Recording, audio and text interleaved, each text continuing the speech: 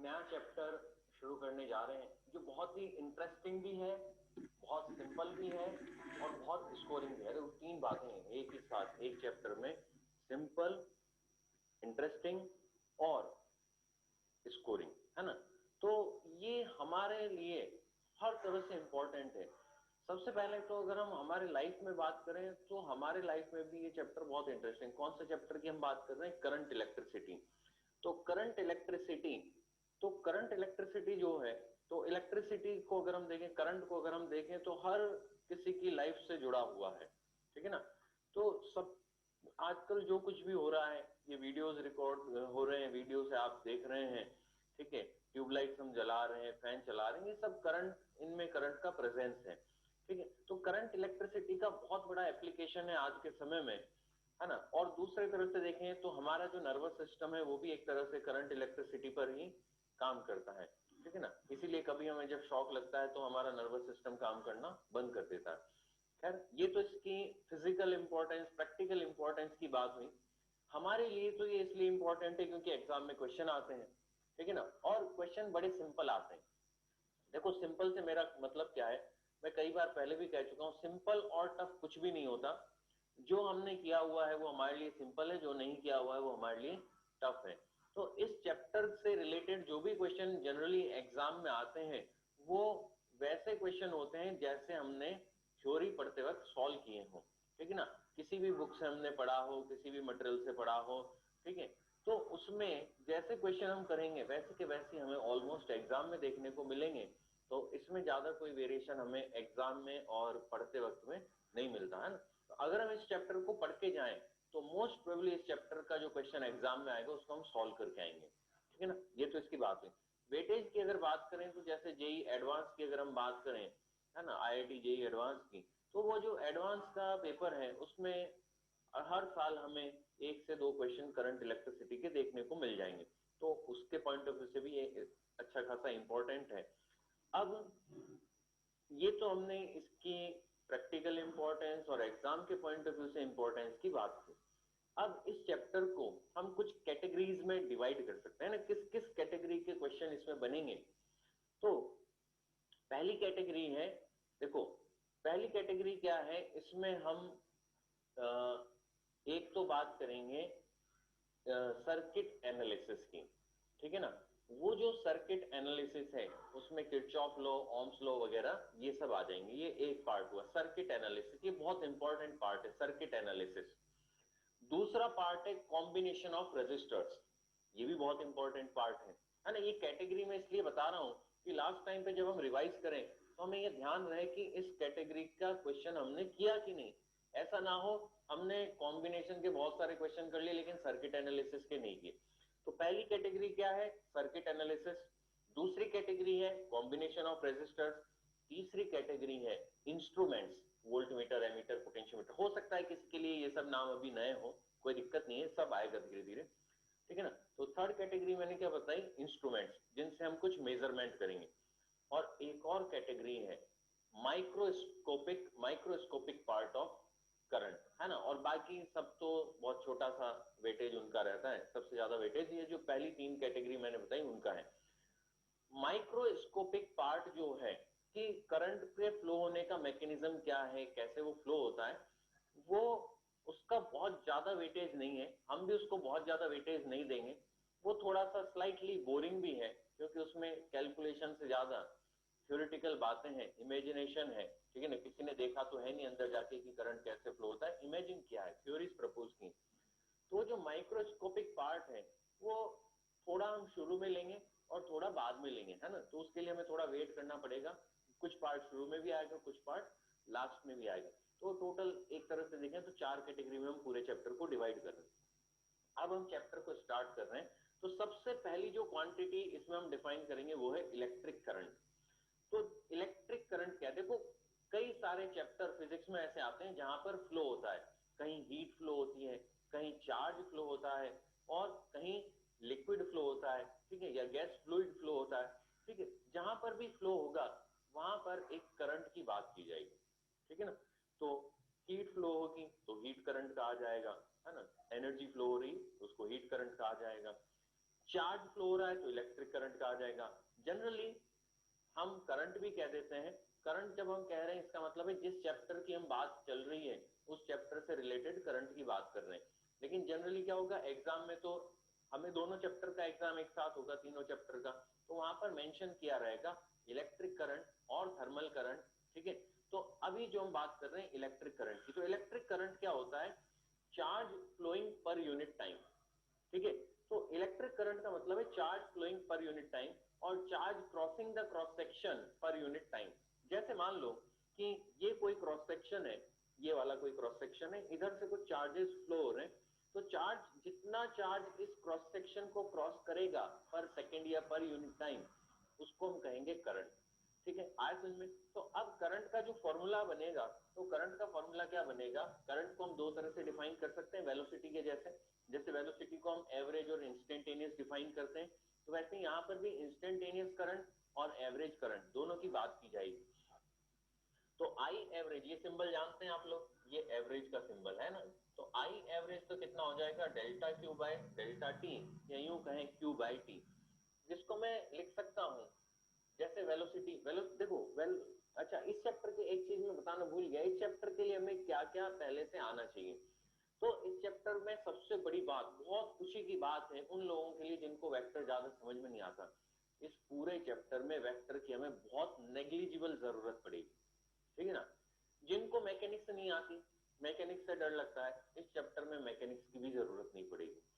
सिर्फ एक चैप्टर की जरूरत पड़ेगी, इलेक्ट्रोस्टैट्स। इलेक्ट्रोस्टैट्स का बेसिक हमें जरूर आना चाहिए, चार्ज क्या होता है, कंडक्टर क्या होता है, ये सब थोड़ा सा हमें आना चाहिए, है ना। तो एक तो जरूरत पड़ेगी इलेक्ट्रोस्टैट्स की, और बाकी जरूरत पड़ेगी मैथमेटिक्स की। मैथमेटिक्स में क्या आना चाहिए हमको, तीन इक्वेशंस, तीन अननोन, साइमल्टेनियस लीनियर इक्वेशंस को कैसे सॉल्व करते हैं वो हमें आना चाहिए। ठीक है ना, तो तीन इक्वेशन, तीन अननोन को हम सॉल्व करना कम से कम हमें आना चाहिए, उसकी इतनी प्रैक्टिस हमारी होनी चाहिए कि हम 1 मिनट आधे मिनट में सॉल्व कर दें। ठीक है ना, कई जगह पर हमें इक्वेशन देखने को मिलेंगे। तो अब ये जो I is equal to delta q by delta t है, इसका ज्योमेट्रिकल मीनिंग क्या हुआ, अगर हम क्यूटी ग्राफ बनाएंगे, तो क्यूटी ग्राफ अगर मैं बनाऊं तो इसको मैं लिख सकता हूं स्लोप ऑफ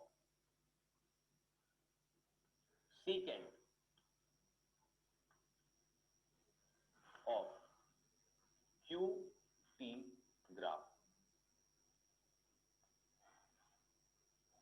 ऐसा है ना। देखो एवरेज हमेशा किससे आता है, सीकेंट के स्लोप से आता है, और इंस्टेंटेनियस किससे आता है, टेंजेंट के स्लोप से। इसको लिखा जाता है, ये क्या है, आई इंस्टेंट। जब कुछ भी जैसे वेलोसिटी है, कहीं पर सिर्फ वेलोसिटी लिखा हो तो उसको एवरेज मानते हैं कि इंस्टेंटेनियस, इंस्टेंटेनियस मानते हैं। तो वैसे ही कहीं पर करंट लिखा हो तो उसको इंस्टेंटेनियस माना जाएगा। एवरेज करंट लिखा हो तभी एवरेज माना जाएगा, अगर सिर्फ करंट लिखा है तो उसको बाय डिफॉल्ट हम क्या मानेंगे, इंस्टेंटेनियस करंट। तो I is equal to d q by d t, d q by d t का geometrical meaning slope of tangent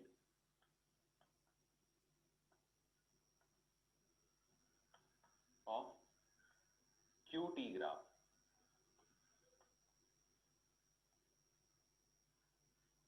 ठीक है ना, अब इसी को हम मॉडिफाई करके लिख सकते हैं, क्या लिख सकते हैं, मैं लिख सकता हूं d q is equal to I d t. तो d q is equal to I d t, तो q is equal to integral I d t initial to final, जो भी टाइम दिया होगा, टाइम है ना। सपोज हमें पूछा कि 1 सेकंड से 5 सेकंड तक कितना चार्ज क्रॉस कर जाएगा किसी क्रॉस सेक्शन को, तो उस क्रॉस सेक्शन से जो करंट है, उस सेक्शन, उस क्रॉस सेक्शन से जो चार्ज फ्लो रहा है, जितना करंट उस क्रॉस सेक्शन में है, वो आई का dt के साथ इंटीग्रेशन करेंगे, लिमिट लगा देंगे 1 to 5, जो भी टाइम हमको दिया है। इसका मतलब क्या होगा, area of eighty graph, sorry IT graph, ऐसे में। अब यहां पर कुछ बातें हैं जो हमें ध्यान रखनी है।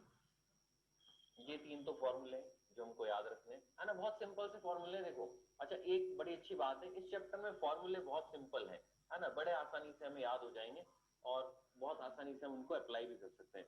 अब इसको अगर मैं देखूं तो मैं इसका ग्राफ यहां पर बना रहा हूं, जैसे सपोज हमने कोई जनरल ग्राफ ले लिया, Q वर्सेस टी। देखो मैंने क्या कहा, मैंने कहा कि ऐसा कोई क्रॉस सेक्शन है और इस क्रॉस सेक्शन में जो करंट है वो आई है, ठीक है। देखो एक चीज समझें, चार्ज के फ्लो को हम करंट कह रहे हैं, ठीक है ना। अब कई बार हो सकता है मैं भी चैप्टर में कई जगह पर बोल दूं करंट इज फ्लोइंग, ये टेक्निकली गलत है। हमें कहना चाहिए चार्ज इज फ्लोइंग, या फिर कहना चाहिए current is present, current itself telling charge is flowing. तो करंट का मतलब ही है कि चार्ज फ्लो हो रहा है, तो अब ये कहना करंट फ्लो हो रहा है टेक्निकली गलत है। बोलने में हम बोल देते हैं, है ना, वो समझने वाला भी समझ जाता है और बोलने वाले का भी इंटेंशन वही होता है कि चार्ज इज फ्लोइंग, बाकी टेक्निकली हमें ये नहीं कहना चाहिए करंट इज फ्लोइंग। टेक्निकली तो क्या सही है, चार्ज इज फ्लोइंग और करंट इज प्रेजेंट। तो ये जो आई है इसका हमने सपोज ग्राफ बनाया, तो इसका जो ग्राफ बनाया, सपोज ऐसा कुछ ग्राफ है, ये हमने ग्राफ बना दिया आई का। अब मुझे कहीं पर एवरेज करंट चाहिए, सॉरी एवरेज करंट चाहिए, मैंने क्यूटी ग्राफ बनाया, सॉरी मैं आई टी बोल दिया था शायद। तो चार्ज वर्सेस टाइम का मैंने ग्राफ बनाया। चार्ज वर्सेस टाइम में मैं क्या चाह रहा हूँ, इंस्टेंटेनियस करंट और एवरेज करंट। तो इंस्टेंटेनियस करंट अगर मैं चाह रहा हूँ, सपोज यहाँ पर मैं इंस्टेंटेनियस करंट चाह रहा हूँ, ठीक है। तो इसको सिंप्लिसिटी के लिए अभी हम इंक्रीजिंग फंक्शन ही ले लेते हैं, ठीक है ना, जिससे हमें कोई दिक्कत ना है। वो पहले वाला ग्राफ भी पॉसिबल है लेकिन उसमें थोड़ा सा दिक्कत आ जाएगी अभी के लिए, आगे वो ग्राफ भी आएगा। तो इस पॉइंट पर मुझे अगर करंट चाहिए तो मैंने क्या किया, टेंजेंट बनाया, ठीक है, ये एंगल बन गया थीटा। तो इस जगह पर जो करंट आएगा वो हो जाएगा I is equal to ten theta.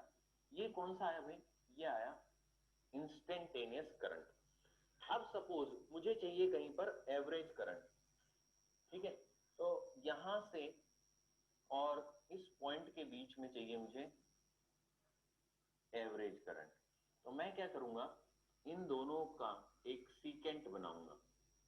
ये जो सीकेंट है, इस सीकेंट का जो स्लोप आएगा, ये सपोज हम कह देते हैं थीटा डैश। तो इसके लिए जो आई एवरेज आ जाएगा वो आई एवरेज हो जाएगा टेन थीटा डैश। बिल्कुल, जिन्होंने अगर काइनेमेटिक्स ध्यान से पढ़ा है तो काइनेमेटिक्स में पोजीशन टाइम ग्राफ से हम इंस्टेंटेनियस वेलोसिटी और एवरेज वेलोसिटी कैलकुलेट करते थे, बिल्कुल वैसा का वैसा ही है।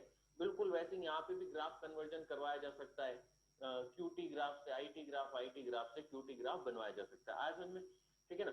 अब यहां पर और एक चीज हम समझें कि ये जो करंट है इसका डायमेंशन क्या होगा, यूनिट क्या होगा। तो यूनिट की अगर बात करें तो इसकी यूनिट क्या है, कुलॉम्ब, इसकी यूनिट है सेकंड, कुलॉम्ब पर सेकंड। तो करंट की जो यूनिट होगी वो हो जाएगी कुलॉम्ब पर सेकंड। डायमेंशन क्या होगा, डायमेंशन किसी के दिमाग में आंसर आ सकता है चार्ज अपॉन टाइम, तो QT माइनस वन, नहीं ये गलत हो जाएगा। QT माइनस वन इसलिए गलत हो जाएगा क्योंकि फंडामेंटल क्वांटिटी कौन सी, याद करो फंडामेंटल क्वांटिटीज कौन कौन सी होती हैं। तो चार्ज और करंट में से किसको हमने फंडामेंटल में रखा हुआ है, करंट को फंडामेंटल में रखा हुआ है एसआई सिस्टम में, चार्ज को फंडामेंटल में नहीं रखा हुआ। क्यों नहीं रखा हुआ वो एक अलग रीजन है। बाकी करंट और चार्ज में से अगर एसआई सिस्टम की बात, कोई और सिस्टम में हो सकता है चार्ज फंडामेंटल मान लिया जाए, लेकिन एसआई सिस्टम में किसको फंडामेंटल में रखा है, करंट को। तो करंट का जो करंट खुद एक फंडामेंटल क्वांटिटी है, इसका डायमेंशन हम लिखते हैं आई या फिर ए। आई से भी डिनोट कर देते हैं कई बार और ए से भी डिनोट करते हैं, इसको नोट कर लो, फिर कुछ और पॉइंट्स हम इसके बारे में, करंट के बारे में देखेंगे। तो नोट कर लें इसको और इधर फिर यहाँ पर आएंगे। अब अभी हमने जो कि फॉर्मूले लिखे हैं तो उन फॉर्मूलों से कंक्लूड हो रहा है कि जो एसआई यूनिट है करंट की वो क्या है, कुलॉम्ब पर सेकंड, जिसको हम एम्पियर भी कहते हैं। एम्पियर कहें या कुलॉम्ब पर सेकंड कहें, 1 ampere is equal to 1 Coulomb पर सेकंड, है ना। एम्पियर एक साइंटिस्ट हुए जिनका बहुत बड़ा कंट्रीब्यूशन रहा है, तो उनके रेस्पेक्ट में, उनको सम्मान देने के लिए उनके नाम पर ये यूनिट रखी गई है।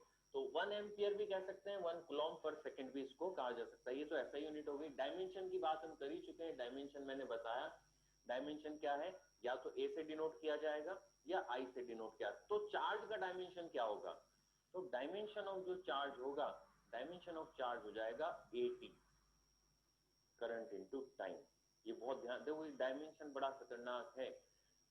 कॉन्सेप्चुअली सोचा जाए तो चार्ज ज्यादा बेसिक क्वांटिटी है, जहां करंट होगा वहां चार्ज तो होगा ही होगा, लेकिन जहां चार्ज हो वहां करंट का होना जरूरी नहीं है। तो ज्यादा बेसिक तो कौन है, charge, but it is difficult to measure the charge and current is much easier to measure, ठीक है ना।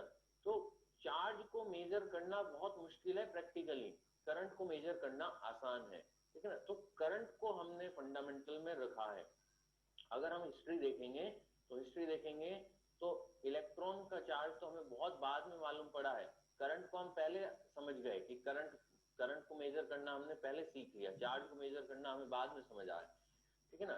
तो चार्ज के बारे में जो डिटेल में हम जान पाए वो काफी लेट जान पाएंगे। चार्ज को मेजर करना कोई बहुत आसान काम नहीं है, ठीक है। तो ये चीज हमने डिस्कस की। छोटा सा कोई इस पे एक स्टेटमेंट का ट्रू फॉल्स का क्वेश्चन आ सकता है डायमेंशन के ऊपर, ठीक है ना। जो डायमेंशन वाले चैप्टर का बहुत ज्यादा वेटेज नहीं है। अब उसके बाद जो थर्ड पॉइंट मैंने लिखा है, डायरेक्शन ऑफ करंट। अब डायरेक्शन ऑफ करंट कैसे डिसाइड होगा ये हमें समझना है। तो जैसे मान लो कि ये कोई कंडक्टर है या कोई भी कंडक्टर, क्या बाद में सोचेंगे कंडक्टर वगैरह, तो हमने तो कोई मटेरियल लिया जिसमें करंट है ना, चार्ज फ्लो हो रहा है। अब दो तरह के चार्ज हम जानते हैं इलेक्ट्रोस्टैट्स में, कौन कौन से जानते हैं भाई? एक तो हम जानते हैं पॉजिटिव चार्ज और दूसरा जानते हैं नेगेटिव चार्ज। तो ये हमने सिलेंड्रिकल वायर्स ले लिए, ठीक है, जिनमें अलग अलग मटेरियल भरे, अब किसी में current flow positive charge carriers की वजह से हो सकता है ना, पॉजिटिव चार्जेस की वजह से भी फ्लो हो सकता है, किसी में नेगेटिव चार्जेस की वजह से फ्लो हो सकता है। जनरली नेगेटिव चार्ज की वजह से फ्लो होगा, क्योंकि इलेक्ट्रॉन्स फ्री होते हैं, प्रोटॉन्स कभी फ्री नहीं होते। तो जनरली जो सॉलिड्स हैं उनमें तो हम इलेक्ट्रॉन्स के टर्म्स में ही करंट की बात करते हैं। तो लेकिन कई बार जैसे लिक्विड्स हैं, गैसेस हैं, तो इनमें आयंस होते हैं, पॉजिटिव आयंस, नेगेटिव आयंस। तो पॉजिटिव चार्ज कैरियर्स भी कभी हो सकते हैं, वो भी करंट फ्लो करा सकते हैं। तो अब जो करंट फ्लो होगा, सपोज यहां पर कुछ पॉजिटिव चार्ज कैरियर्स हैं जो कि इधर जा रहे हैं, ठीक है, ये पॉजिटिव चार्जेस इधर जा रहे हैं। जिस डायरेक्शन में पॉजिटिव चार्जेस जा रहे हैं करंट का वही डायरेक्शन होगा, ऐसा नहीं। और दूसरा अगर हम देखें नेगेटिव चार्जेस, तो नेगेटिव चार्ज, सपोज यहां नेगेटिव चार्जेस है जो फ्लो हो रहे हैं, इनके वजह से यहां पर करंट है, ये इधर चले, तो करंट का डायरेक्शन कैसा होगा, अपोजिट टू नेगेटिव चार्ज, ऐसा में, ठीक है। तो हम ये कह सकते हैं direction of current is direction of flow of positive charge और opposite to flow of negative charge. जब दोनों चार्ज कैरियर हो तो दोनों की वजह से करंट का मैग्नीट्यूड देखा जाएगा और उन दोनों मैग्नीट्यूड को हम ऐड करेंगे। जैसे मान लो पॉजिटिव भी इधर जा रहे हैं और नेगेटिव भी इधर जा रहे हैं, तो पॉजिटिव की वजह से तो करंट इधर हो गया, सपोज आई पॉजिटिव, और नेगेटिव की वजह से इधर करंट हो गया आई नेगेटिव। इन दोनों में से जो बिगर होगा वो डिसाइड करेगा डायरेक्शन क्या है। और पॉजिटिव इधर जा रहे हैं तो पॉजिटिव की वजह से इधर करंट हो गया, नेगेटिव इधर जा रहे हैं उनकी वजह से भी करंट इधर ही हो गया, दोनों ऐड हो जाएंगे आयतन में, ठीक है। तो ये करंट का डायरेक्शन है जो हमारे काफी ज्यादा काम आएगा। कई बार ऐसे पूछा जाता है कि इलेक्ट्रॉन किधर फ्लो होंगे, ठीक है ना, एक सर्किट बना के दे दिया, उसमें 2 पॉइंट मार्क कर दिए ए और बी, और पूछा electrons are flowing from A to B, electrons are flowing from B to A, है ना। तो उसमें हमें पता होना चाहिए करंट का डायरेक्शन क्या है। अच्छा, अब इसके बाद करंट का डायरेक्शन है तो हमारे दिमाग में एक ख्याल आएगा कि जब ये डायरेक्शन है तो ये वेक्टर होना चाहिए, ठीक है। तो क्या सिर्फ डायरेक्शन होने से कोई वेक्टर हो जाता है? बिल्कुल नहीं। हम याद करें बहुत शुरू का चैप्टर फिजिक्स का बेसिक, वेक्टर को हमने डिफाइन किया था। वेक्टर, किसी क्वांटिटी के वेक्टर होने के लिए 3 कंडीशंस जरूरी हैं। मैग्नीट्यूड जो कि है ही सही इसके पास, डायरेक्शन वो भी है, और तीसरा है वेक्टर अलजेब्रा। कोई भी क्वांटिटी वेक्टर तभी है जब उसके पास मैग्नीट्यूड भी हो, डायरेक्शन भी हो और वो वेक्टर अलजेब्रा को फॉलो करता हो। अब वेक्टर अलजेब्रा का मतलब क्या है, किसको हम वेक्टर अलजेब्रा कहते हैं? उसके कंपोनेंट किए जा सकते हो और कंपोनेंट करने के साथ साथ वो ट्राइंगल लॉ, सब्ट्रैक्शन, कंपोनेंट, इन सब कॉन्सेप्ट्स को जो क्वांटिटी फॉलो करेगी उसी को हम वेक्टर कहेंगे। तो करंट के पास डायरेक्शन तो है लेकिन it does not follow vector algebra, इसलिए हम इसको वेक्टर में नहीं रखें। तो ये वेक्टर को नहीं फॉलो कर, वेक्टर अलजेब्रा को फॉलो नहीं करता, इसलिए हम क्या कहेंगे, it is not a vector quantity. फिर कौन सी क्वांटिटी है ये? तो अब कौन सी क्वांटिटी, एक बड़ा मुश्किल सवाल है। क्या हम इसको स्केलर कह सकते हैं? फॉर आवर सिलेबस हम इसको स्केलर कह सकते हैं, but it is a tensor quantity. अब टेंसर क्या होते हैं, चिंता करने की जरूरत नहीं है, हमारे सिलेबस का एक को सेलेक्ट करना है तो हम टेंसर को सेलेक्ट करेंगे, और स्केलर और वेक्टर में से किसी एक को टिक करना है तो हम स्केलर को टिक करेंगे। आया समझ में? तो इसको नोट कर लो, फिर हम इसके आगे का पार्ट लेंगे। अब देखो यहां पर हम कुछ क्वेश्चन ले रहे हैं, बहुत बेसिक, बहुत सिंपल क्वेश्चन करंट से रिलेटेड, चार्ज और करंट के रिलेशन पर। तो चार्ज और करंट के रिलेशन पर जो हम क्वेश्चंस ले रहे हैं, यहां में Q as a function of time दिया, सब कुछ ऐसा यूनिट में है। तो Q as a function of time दिया है। क्या पूछा है मुझे? I0 to 2 average value of current. तो एवरेज वैल्यू ऑफ करंट, इसके लिए हम ऐसा लिख सकते हैं,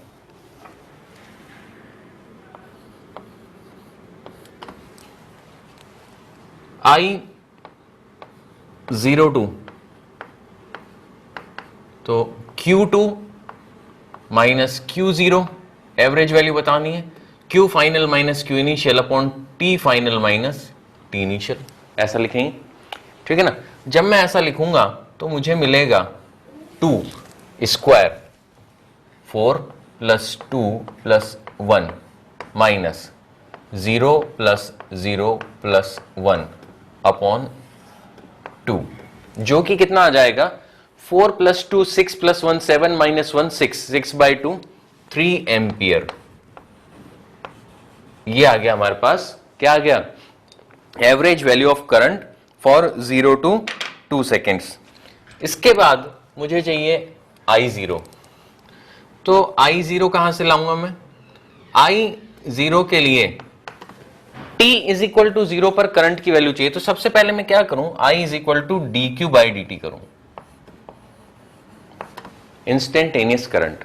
तो dq/dt करूंगा तो आ जाएगा मेरे पास 2t प्लस 1, बहुत सिंपल सा डेरिवेशन है। यहां से आ जाएगा I0 is equal to 2 into 0 plus 1 is equal to 1 ampere. ये हमारा आंसर आ गया। फिर इसके बाद I2। तो I2 के लिए क्या करना है हमको? इसी में t इज इक्वल टू 2 रख दो, तो 2 इंटू 2 प्लस 1 5 एम्पियर। ये इसका आंसर आ जाएगा। आया समझ में? तो इस तरह से हम इनको सॉल्व कर सकते हैं। अब और क्या पूछ रहे हैं हमको? अब हमको पूछ रहे हैं नेक्स्ट क्वेश्चन में current as a function of time दिया है और चार्ज फ्लोन पूछा है फ्रॉम 2 सेकेंड टू 4 सेकेंड। तो करंट से चार्ज पर जाना है तो क्या करना पड़ेगा? इंटीग्रेशन करना पड़ेगा। करते हैं इंटीग्रेशन। तो इसके लिए Q is equal to I dt। ये जो Q है ना, ये क्वेश्चन है ना, इसको चार्ज नहीं समझ ले, मैंने अंडरलाइन इसीलिए किया है, ये क्वेश्चन का Q है। Q is equal to I dt integration 2 to 4। I कितना है भाई? 3t square plus 2 dt 2 to 4। देखो इंटीग्रेशन बड़ा सिंपल दिया गया है ना, क्योंकि यहां पर हमारा एम इंटीग्रेशन की नॉलेज चेक करना नहीं है ना, करंट की नॉलेज चेक करना है। तो यहां पर t क्यूब इसका इंटीग्रेशन हो गया प्लस 2t 2 to 4, कितना आ जाएगा? 64 प्लस 8 माइनस 2 का 8 प्लस 4, तो ये कितना आ जाएगा? 60 कूलॉम्ब चार्ज पूछा है ना 60 कूलम, ये इसका आंसर हो गया।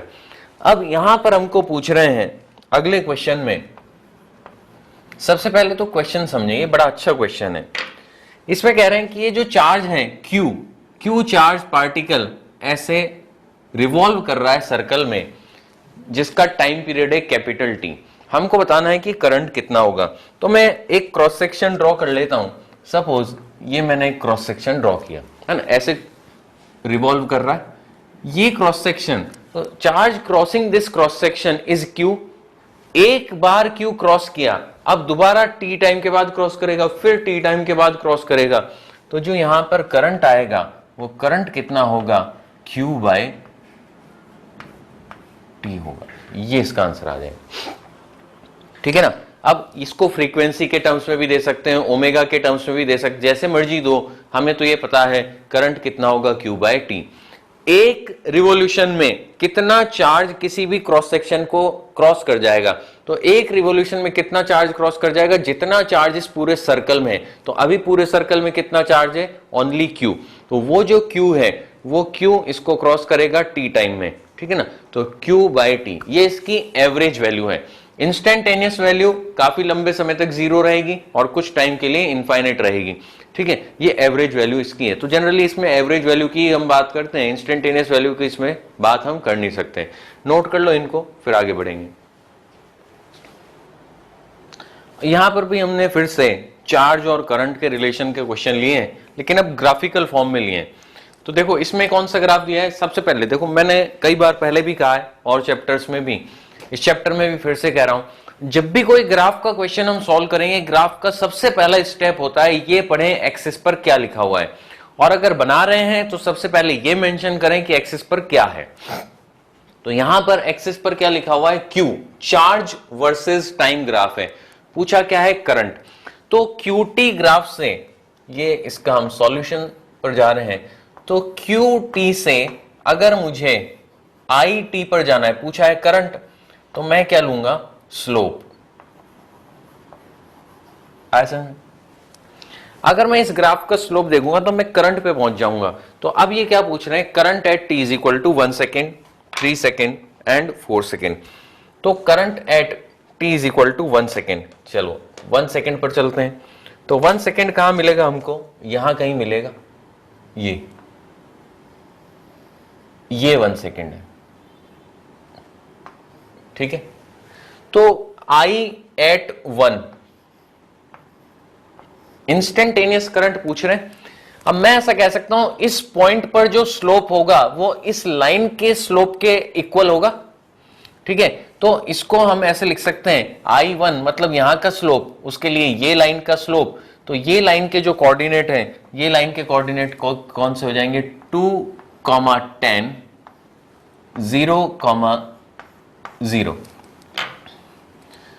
मतलब 10 minus 0 upon 2 minus 0 is equal to 5 ampere. ये I1 आ गया, आया समझ में, ठीक है ना। अब इसके बाद I3 यहां कहीं पर होगा, ये 3। इस पॉइंट पर जो स्लोप है वो ये लाइन के स्लोप के बराबर है। ये लाइन का स्लोप कितना है, 0। तो सीधे लिख सकते हैं I3 इज इक्वल टू 0, है ना। बहुत सिंपल क्वेश्चन है, जिनको ग्राफ सॉल्व करने आते हैं तो उनके लिए कोई बहुत बड़ा इश्यू नहीं है, ठीक है ना। अब जिनको नहीं आते उनकी बात अलग है, उनको पहले सीखना चाहिए। अब I5, तो ये 5, इस जगह पर जो स्लोप होगा वो इस लाइन के स्लोप के इक्वल होगा। इस लाइन के अगर मैं कोऑर्डिनेट की बात करूं तो ये हो जाएगा 4, 10 और ये हो जाएगा 6, 0। तो मैं ऐसा लिख सकता हूं, इसका जो स्लोप है मतलब I5 वो कितना है, 0 minus 10 upon 6 minus 4, minus 10/2 minus 5 ampere. ये इसके आंसर आ जाएंगे, आया समझ में, ठीक है ना। तो बड़ा सिंपल सा है, बिल्कुल मैंने क्या कहा था, जैसे काइनेमेटिक्स। देखो क्योंकि हम काइनेमेटिक्स में इस तरह के क्वेश्चन कर चुके होते हैं, करंट में दोबारा नहीं करते। मैंने जस्ट एग्जांपल के लिए 2 क्वेश्चन लिए हैं, बाकी इस तरह के ग्राफ वाले क्वेश्चन जितने काइनेमेटिक्स में एक्स और वी के क्वेश्चन बने हैं उतने Q और I के क्वेश्चन इस चैप्टर में बन सकते हैं। मान के चलो काइनेमेटिक्स का कोई भी क्वेश्चन यहां पे कन्वर्ट करके हमसे पूछा जा सकता है, ग्राफ कन्वर्जन का। अब उसके बाद हमको क्या पूछ रहे हैं, इसके बाद हमको पूछ रहे हैं कि इस में क्या दिया हमको, IT ग्राफ दिया है। IT ग्राफ से कहां ले जाना चाह रहे हैं हमको, भाई दिया तो है IT रिलेशन, और पूछ क्या रहे हैं, QT रिलेशन। चार्ज पूछ रहे हैं ना, charge phloem from 0 to 6 second, तो क्या करना पड़ेगा, एरिया लेना पड़ेगा। करंट का एरिया लेंगे तो चार्ज मिल जाएगा। अब करंट का एरिया कितना कितना होगा, सॉल्व करते हैं। तो इस ट्राइंगल का बेस कितना है 2 और हाइट कितनी है 10, हाफ बेस इंटू हाइट 10 हो जाएगा। इस रेक्टेंगल का एरिया 2 इंटू 10 20, इसका 10, तीनों पॉजिटिव है, तो हमारा आंसर आ जाएगा Q is equal to 10 plus 20 plus 10 40 coulomb. ये इसका आंसर होगा। ऐसे नोट कर लो इनको, आगे बढ़ेंगे। अब देखो मटेरियल्स को हम कैटेगराइज कर रहे हैं, किस भी आप पर कौन करंट को कंडक्ट करा सकते हैं और कौन नहीं कर, चार्ज किन में फ्लो हो सकता है और किन में नहीं फ्लो हो सकता है। जिनमें चार्ज फ्लो होगा उनको कहा जाएगा कंडक्टर्स। तो conductors are materials which can carry current through which charge can flow, उनको हम कहते हैं कंडक्टर्स। अब कंडक्टर, सॉलिड, लिक्विड, गैस, तीनों में कंडक्टिंग मटेरियल और नॉन कंडक्टिंग मटेरियल हो सकते हैं। कंडक्टिंग मतलब जिनमें चार्ज फ्लो हो सकता है, नॉन कंडक्टिंग मतलब जिनमें चार्ज फ्लो नहीं हो सकता। किन में चार्ज फ्लो होगा, जिनमें फ्री चार्ज कैरियर्स होंगे। तो फ्री चार्ज कैरियर्स अगर सॉलिड्स की बात करें तो मेटल्स में होते हैं। तो सॉलिड्स में जो कंडक्टिविटी है, कंडक्शन की प्रॉपर्टी है, वो किस में है, मेटल्स में है। जितने भी मेटल्स हैं जनरली वो कैसे होते हैं, कंडक्टिंग होते हैं, और जो नॉन मेटल्स होते हैं जनरली वो नॉन कंडक्टिंग होते हैं। सॉलिड्स की अगर हम बात करें, जनरली कह रहे हैं, कुछ एक्सेप्शंस भी हो सकते हैं। अब लिक्विड्स में क्या होगा, लिक्विड्स में या गैसेस में कंडक्शन तब होगा जब चार्ज कैरियर्स प्रेजेंट हो, फ्री चार्ज कैरियर्स हो। वो कब होंगे, जैसे आयंस हैं, तो आयनिक कंपाउंड्स जब होते हैं तो उनमें कई बार आयंस फ्री हो जाते हैं, उस केस में कंडक्शन हो सकता है। तो सॉलिड्स में तो किसकी वजह से होगा, सॉलिड में चार्ज कैरियर मूव नहीं कर सकते, सिर्फ इलेक्ट्रॉन्स मूव कर सकते हैं। तो जो सॉलिड्स हैं वो किससे कंडक्शन कराएंगे, वो कंडक्शन कराएंगे थ्रू इलेक्ट्रॉन्स। ठीक है, तो इनमें जो कंडक्शन होगा वो इलेक्ट्रॉन्स की वजह से होगा, और लिक्विड्स और गैसेस में आयंस की वजह से। अब ये जो कंडक्शन होगा सॉलिड्स में तो इलेक्ट्रॉन्स की वजह से होगा। तो जब भी करंट प्रेजेंट होगा किसी कंडक्टर में या मेटल में तो इलेक्ट्रॉन मूव करेंगे। ठीक है ना, पॉजिटिव चार्ज तो न्यूक्लियस में है, वो तो मूव कर नहीं सकता, लेटिस तो उसका फिक्स है, इलेक्ट्रॉन्स मूव करेंगे। तो क्या इसका मतलब ये हुआ कि जब करंट नहीं होगा तो इलेक्ट्रॉन मूव नहीं करेंगे? नहीं, बिल्कुल नहीं हुआ। इलेक्ट्रॉन्स रैंडमली हमेशा मूव करते रहते हैं। सुने ध्यान से, देखो इलेक्ट्रॉन्स रैंडमली हमेशा मूव करते रहते हैं, लेकिन उस रैंडम मोशन का नेट इफेक्ट कैसा होता है, जीरो। जब हम करंट उसमें होगा, करंट को वो कैरी कर रहा होगा, चार्ज फ्लो कर रहा होगा, उस वक्त उस रैंडम मोशन में जो नेट इफेक्ट आएगा वो जीरो नहीं होगा। समझाता हूं मैं इसको, देखो एक डायग्राम हम बना रहे हैं, उससे समझें। ये हमने कंडक्टर बनाया, इसमें हम इन presence of electric field and in absence of electric field motion of electron देखेंगे। ठीक है, तो ये हमने बनाया एक कंडक्टर,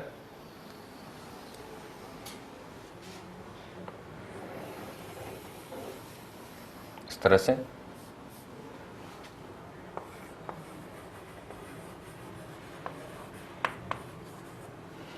ठीक है, अब हमने इसमें कंसीडर किया इलेक्ट्रॉन। तो इलेक्ट्रॉन का जो पाथ है,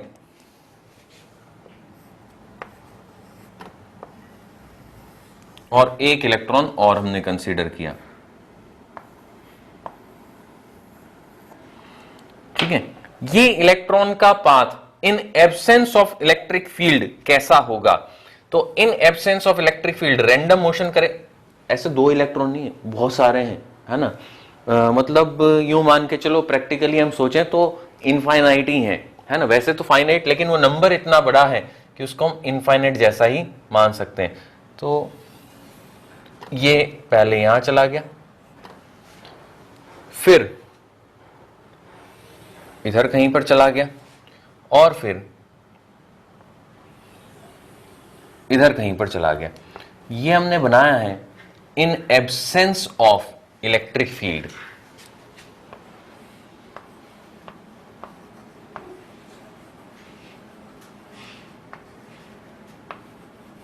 अभी कोई इलेक्ट्रिक फील्ड प्रेजेंट नहीं है, तब भी इनका रैंडम मोशन हो रहा है ना।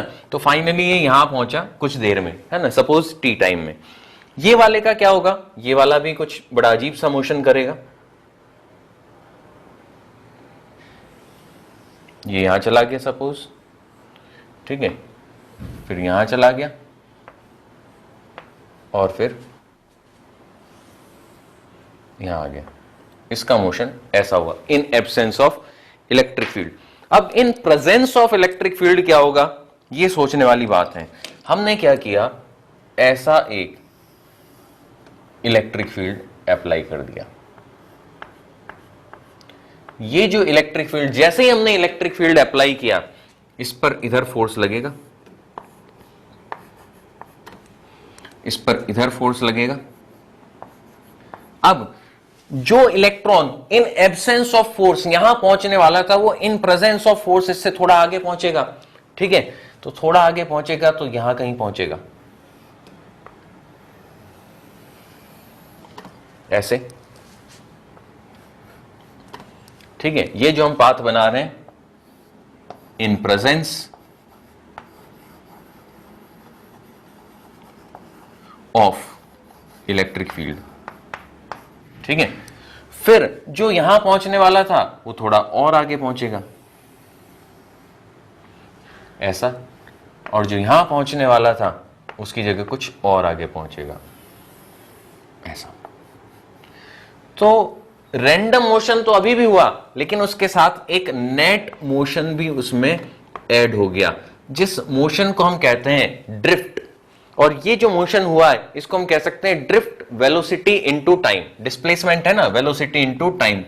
तो वी ड्रिफ्ट इनटू जो भी टाइम लगा, बहुत स्मॉल टाइम, इतना इसका डिस्प्लेसमेंट हुआ।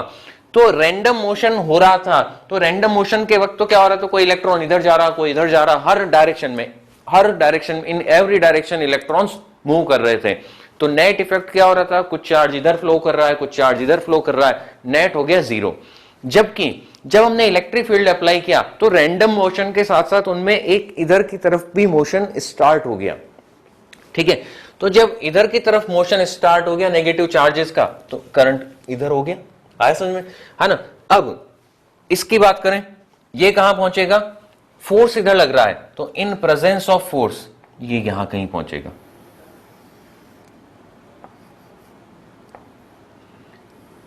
इन प्रेजेंस ऑफ फोर्स ये यहां कहीं पहुंचेगा, और इन प्रेजेंस ऑफ फोर्स ये यहां कहीं पहुंचेगा, ठीक है। अब ये जो डिस्प्लेसमेंट इफेक्टिवली हुआ है, ये फिर से ड्रिफ्ट वेलोसिटी की वजह से हुआ है। इसको मैं लिख सकता हूं v ड्रिफ्ट इनटू टाइम। आया समझ में। तो कोई इधर जा रहा है, कोई उधर जा रहा है, किधर भी जा रहा हो, कोई भी इलेक्ट्रॉन किधर भी जा रहा हो, उसमें कुछ ना कुछ नेट मोशन तो आना ही है। आया समझ में, ठीक है। तो इस तरह से चाहे नेट इलेक्ट्रॉन का रैंडम मोशन किधर भी हो रहा हो, उसमें एक जैसे इलेक्ट्रिक फील्ड में अप्लाई करेंगे नेट मोशन स्टार्ट हो जाएगा हर इलेक्ट्रॉन में। आया समझ में। तो जैसे ही इलेक्ट्रिक फील्ड अप्लाई किया, अब इलेक्ट्रिक फील्ड कैसे अप्लाई करेंगे वो अलग बात है। अच्छा, अब एक और बात हमारे दिमाग में, अगर ये हमने ये पढ़ा तो हमारे दिमाग में एक डाउट आना चाहिए। इलेक्ट्रोस्टैट्स में हमने कहा था कंडक्टर में तो इलेक्ट्रिक फील्ड हो ही नहीं सकता, तो अगर हमें ऐसा याद है तो अधूरा याद है। हमने साथ में यह भी कहा है इन electrostatic condition electric field inside conductor is 0। ये इलेक्ट्रोस्टैटिक कंडीशन नहीं है, इलेक्ट्रोडायनेमिक कंडीशन है। यहां पर क्या हो रहा है, चार्ज मूव कर रहे हैं, ठीक है। तो यहां पर देखो इलेक्ट्रोस्टैटिक कंडीशन में इलेक्ट्रिक फील्ड जीरो होता है कंडक्टर में, सुन लो अच्छे से, बहुत ध्यान से, है ना, गड़बड़ कर दोगे नहीं तो। इलेक्ट्रोस्टैटिक कंडीशन के लिए हमने कहा था electric field inside conductor is zero, but in electrodynamic condition electric field inside conductor में और मे नॉट बी जीरो। अगर इलेक्ट्रिक फील्ड जीरो हो जाएगा तो हम करंट फ्लो करा ही नहीं पाएंगे। अच्छा, अब एक बात हमारे दिमाग में ये आ सकती है कि भाई जब इलेक्ट्रिक फील्ड की वजह से फोर्स लग रहा है तो इसकी स्पीड तो कंटिन्यूअसली बढ़ते जाएगी, ठीक है, तो एक दिन इसकी स्पीड इनफाइनाइट हो जाएगी। नहीं, ऐसा नहीं है। जैसे इसकी स्पीड बढ़ी, ये किसी एटम से टकरा जाएगा या उसके वजह से इस पर कुछ फोर्स लगेगा, तो इलेक्ट्रॉन यहां से चला, इस एटम से टकरा गया, तो जब ये टकराया तो ये रिटार्ड हो गया। तो फोर्स लगा लेकिन रिटार्डेशन भी होता रहा, ठीक है। तो वो फोर्स जो लगा, इसने क्या किया, देखो इलेक्ट्रिक फील्ड ने इसकी काइनेटिक एनर्जी बढ़ाई इलेक्ट्रॉन की या किसी चार्ज कैरियर की। उस काइनेटिक एनर्जी से ये लैटिस के साथ टकराया, तो जब लैटिस के साथ टकराया तो उस लैटिस के एटम को वाइब्रेट कराएगा, हीट प्रोड्यूस करेगा, अपनी एनर्जी लूज कर दी, वापस पहले जितनी एनर्जी पे आ गया। फिर इलेक्ट्रिक फील्ड ने एनर्जी बढ़ाई, फिर दूसरे एटम से टकराया, उसको अपनी काइनेटिक एनर्जी दे दी। तो इलेक्ट्रिक फील्ड तो इस पर पॉजिटिव वर्क करते जा रहा है और ये जो है उस वर्क को लैटिस को ट्रांसफर करते जा रहा है हीट के फॉर्म में। आया समझ में? इसीलिए जब हम किसी वायर में करंट फ्लो कराते हैं तो वो गर्म हो जाता है, हॉट हो जाता है। आया समझ में? तो इसको नोट कर लो, फिर हम आगे बढ़ेंगे। अब हम देखो ड्रिफ्ट स्पीड के बारे में थोड़ा और जानने की कोशिश कर रहे हैं। वैसे बहुत लास्ट में, चैप्टर के बिल्कुल लास्ट में एक बार फिर से मैं ये माइक्रोस्कोपिक जो पार्ट है ना, मैंने शुरू में ही कहा था कि थोड़ा मैं अभी डिस्कस कर रहा हूं और थोड़ा लास्ट में डिस्कस करूंगा। क्यों डिस्कस करूंगा? ये थोड़ा सा इंटरेस्टिंग कम है ना, थोड़ा सा कम इंटरेस्ट इसमें आता है हमको, क्योंकि इसमें ज्यादा कुछ एक तो हमें फील नहीं होता, क्योंकि हमने अंदर जाके तो कुछ देखा नहीं, हमने क्या किसी ने नहीं देखा, तो एक थोड़ा सा हमें इंटरेस्टिंग कम लगता है और इसका वेटेज भी कम है। एक्चुअली मेजर बात यह है कि इसका वेटेज कम है, इसलिए मैं इसको ज्यादा डिटेल में अभी नहीं ले रहा हूं। लास्ट में एक बार फिर से हम इस पर आएंगे तो कुछ चीजें वहां पर डिस्कस करेंगे। खैर, अभी यहां पर हम क्या कंसीडर कर रहे हैं? ड्रिफ्ट स्पीड की बात कर रहे हैं। करंट और ड्रिफ्ट स्पीड में हम रिलेशन लिखना चाहते हैं।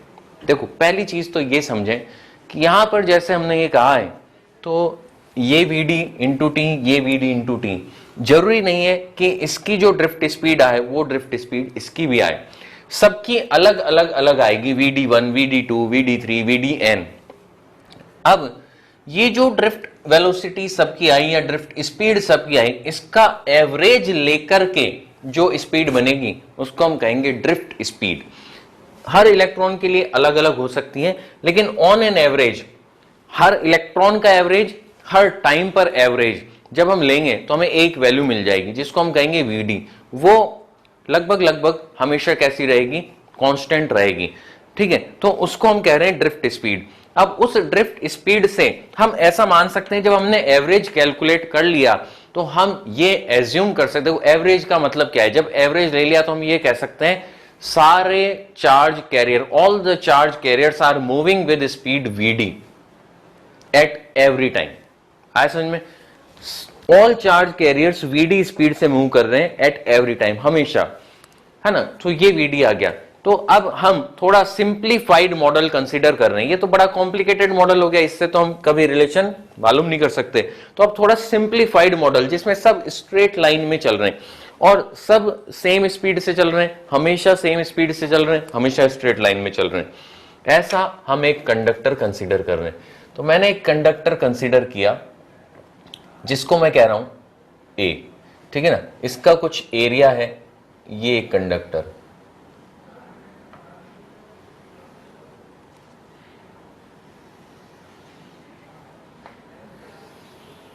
सर्कुलर क्रॉस सेक्शन इस कंडक्टर का लिया है हमने, और इस सर्कुलर क्रॉस सेक्शन का जो एरिया है वो A है, इसकी लेंथ L है, और यहां पर जो चार्ज कैरियर है Q, वो सब जा रहे हैं V स्पीड से, ठीक है ना। Q चार्ज कैरियर्स, ये 1, इसको 1 कह देते हैं और इस पॉइंट को 2 कह देते हैं, और भी कोई चार्ज कैरियर Vd, ये भी Vd, सारे ऑल चार्ज कैरियर्स बहुत सारे हैं।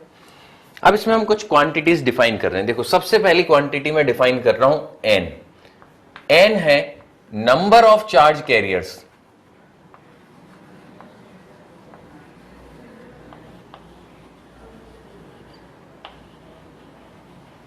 Number of charge carriers per unit volume. ठीक है,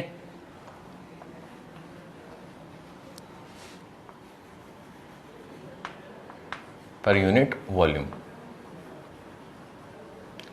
ठीक है, अब जो Q है वो क्या है, charge of one charge carrier.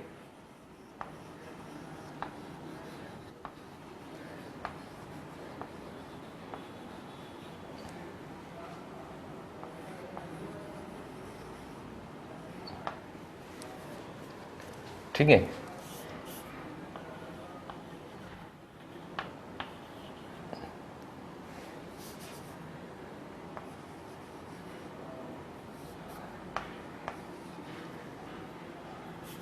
ये वाला कैरियर आएगा ना।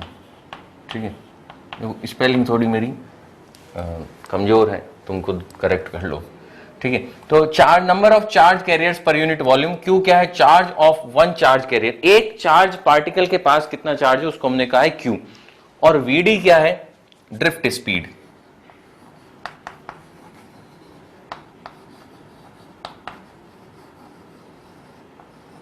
अब हमें लिखना है करंट। तो करंट का बेसिक कॉन्सेप्ट क्या है, इस क्रॉस सेक्शन को कितना चार्ज पर यूनिट टाइम क्रॉस करेगा वो हम जानना चाहते हैं।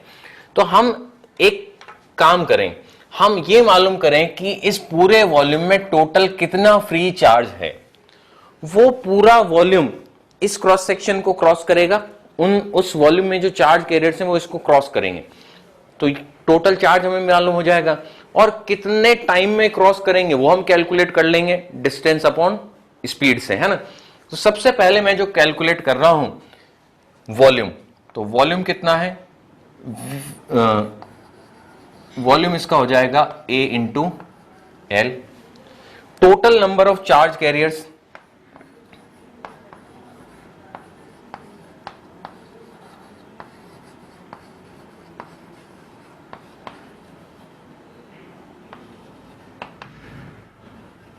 Total number of charge carriers हो जाएंगे वॉल्यूम इंटू एन, है ना। तो A L इंटू एन ये आ जाएगा। एन तो है पर यूनिट वॉल्यूम, वॉल्यूम से मल्टीप्लाई कर दूंगा तो टोटल आ जाएंगे। तो टोटल फ्री चार्ज कितना हो जाएगा,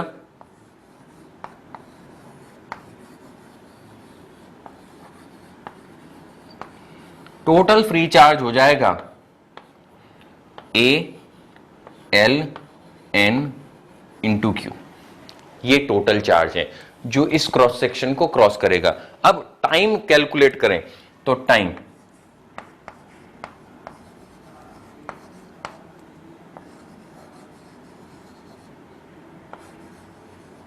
time taken by this charge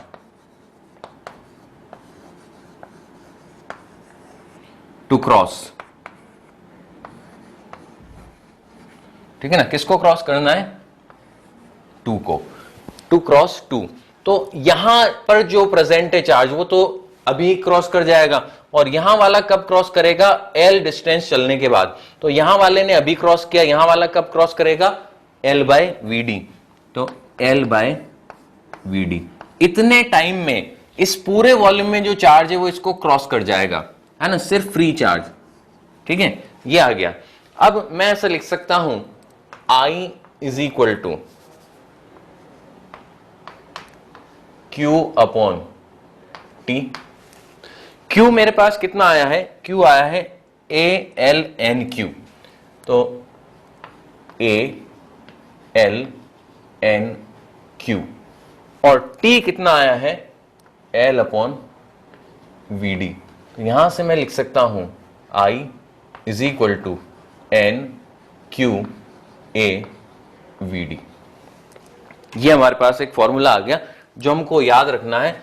वैसे बहुत ज्यादा इसको पूछते नहीं है, पर क्योंकि हमारे सिलेबस में है तो प्रोबेबिलिटी है, लेकिन बहुत ज्यादा नहीं है, है ना। ज्यादा प्रोबेबिलिटी मैंने किसकी बताई, सर्किट एनालिसिस कॉम्बिनेशन इंस्ट्रूमेंट। तो ये सब जो माइक्रोस्कोपिक पार्ट है इसका वेटेज है लेकिन बहुत कम है ना, तो पर है तो हमें याद तो करना पड़ेगा, पढ़ना पड़ेगा। अब ये हमारे पास फॉर्मूला आ गया, current, number of charge carriers per unit volume, charge on one charge carrier, cross section area, और वीडी क्या है, ड्रिफ्ट स्पीड। आया समझ में? अब इसमें अगर मान लो एक से ज्यादा टाइप के चार्ज कैरियर हैं, ठीक है, जनरली तो जैसे हम सॉलिड्स की बात करें, मेटल्स की, तो उनमें सिर्फ इलेक्ट्रॉन्स होंगे, है ना, तो कई जगह में फॉर्मूला NeAVD भी होता है, वो भी दिख जाएगा। लेकिन इलेक्ट्रोलाइट की बात करें, उसमें पॉजिटिव चार्ज कैरियर होंगे, नेगेटिव चार्ज कैरियर होंगे, और उनमें भी कई टाइप के हो सकते हैं।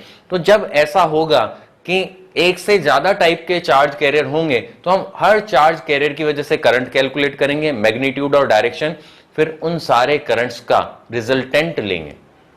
आया समझ में? तो हम ऐसा लिख सकते हैं, I इज इक्वल टू सबका समीशन, समीशन I, ठीक है।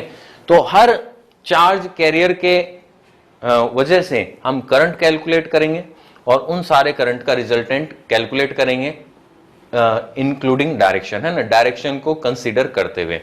तो इसको नोट कर लो, फिर हम आगे बढ़ेंगे। अब देखो, उसको मैं थोड़ा और एक्सप्लेन करता हूं कि more than one type of charge carrier होंगे तो क्या होगा। तो हमने एक सिंपल सा क्वेश्चन लिया है जिसमें two types of charge carriers हैं, +q एंड -2q।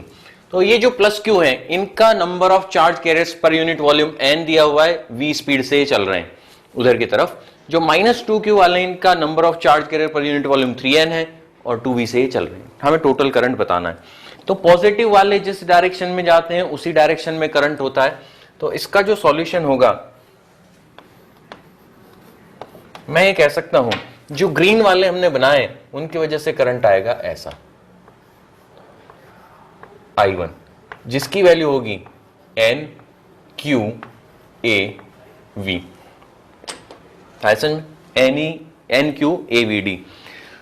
जो नेगेटिव वाले हैं, हमने अभी थोड़ी देर पहले पढ़ा था कि नेगेटिव चार्ज जिस डायरेक्शन में फ्लो करते हैं, करंट का डायरेक्शन उससे अपोजिट होता है।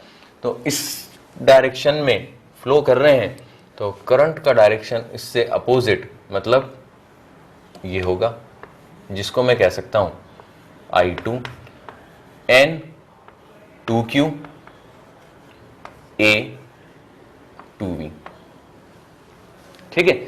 देखो, हम चाहें तो इसको दोनों को विद साइन भी ले सकते हैं। तो अगर विद साइन लेंगे तो ये V पॉजिटिव, Q भी पॉजिटिव है, दो पॉजिटिव पॉजिटिव को मल्टीप्लाई करेंगे, V के डायरेक्शन में आ गया। ये V -I कैप में है ना, मतलब नेगेटिव डायरेक्शन में, नेगेटिव चार्ज से मल्टीप्लाई करेंगे, पॉजिटिव हो जाएगा। तो वैसे भी कर सकते हैं। हमने क्या किया, हमने तो मैग्नीट्यूड ले लिया, डायरेक्शन लॉजिक से सोच लिया, इन दोनों का मैग्नीट्यूड और डायरेक्शन लॉजिक। ये कितना आ रहा है, ये आ रहा है 4NQAV। इन को अगर देखें, अच्छा n भी, सॉरी, इसका n कितना है, 3n, तो 3 × 2 × 2 12 आ जाएगा, ये आ जाएगा। अब टोटल करंट हमको चाहिए, तो टोटल करंट कितना हो जाएगा, दोनों करंट सेम डायरेक्शन में, तो सेम डायरेक्शन के करंट ऐड हो जाएंगे, ऐड हो जाएंगे तो I नेट आ जाएगा, कितना आ जाएगा, 1 + 12 13 NQAV, ये इसका आंसर आ जाएगा। आया समझ में? ठीक है, इस तरह से हम इनको सॉल्व कर सकते हैं। नोट कर लो, आगे बढ़ेंगे। अब और एक क्वांटिटी हम डिफाइन कर रहे हैं जो कि बहुत सिग्निफिकेंस रखती है प्रैक्टिकल पर्पस के लिए, है ना। हमारे सिलेबस में चाहे उसका बहुत ज्यादा यूज हो ना हो, लेकिन प्रैक्टिकल पर्पस में ये बहुत इंपॉर्टेंस रखती है। ये करंट डेंसिटी। अब डेंसिटी का मतलब यहां पर यूनिट वॉल्यूम से नहीं है। करंट डेंसिटी का मतलब है current flowing per unit area of cross section.